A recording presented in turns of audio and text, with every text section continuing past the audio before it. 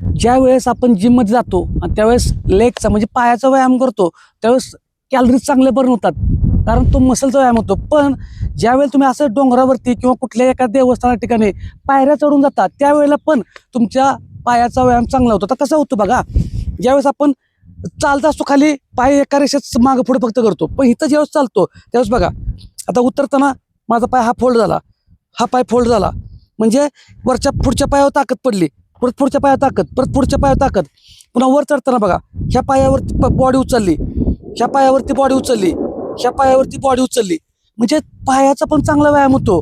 त्यामुळे तुम्हाला जिमला जायला पाहिजे, जिममध्ये व्यायाम केला पाहिजे असं काय नाही, फक्त कारण सांगायचं नाहीत. चला खाली तसंच आता खालच्या पायऱ्या बघा, समजा तुम्ही रनिंग करत असाल तर हा सुद्धा वर्कआउट किती चांगला होतोय बघा, पायऱ्यांवरती इतका भारी व्यायाम होतोय, इतका भारी. आता समजा ह्याच्यामध्ये आता ह्या पायऱ्यांचा उंचवटा जास्त आहे बघा, मी एका पाय जेव्हा मागचा पाय उचलतोय बघा, पाय उचलला ह्याच्यावरती पूर्ण ताकद पडली, आता हा पाय उचलतोय ह्याच्यावर सगळा भार पडला, हा पाय उचलतोय ह्याच्यावरती पाय भार पडला.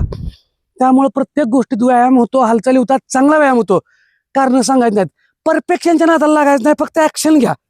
अजिबात कोण तुम्हाला लय जरी तुम्हाला मग शिकवतील असा पाहिजे पाय असा तसा, हे तर कुठे बघतो का पायऱ्या चढताना दम लगे पण आपण असं पण चालतो, इथं चुकतोय का, कुठं आला बघितला का नाही. त्यामुळं तुम्ही ऍक्शन घ्या, परफेक्शन नंतर बघू.